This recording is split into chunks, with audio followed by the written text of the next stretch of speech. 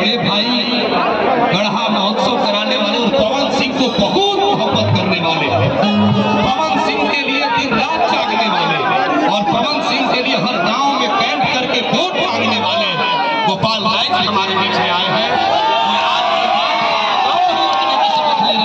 एक बार गोपाल राय के लिए जोरदार ताली बजाइए, वो आपके बीच में प्रस्तुत।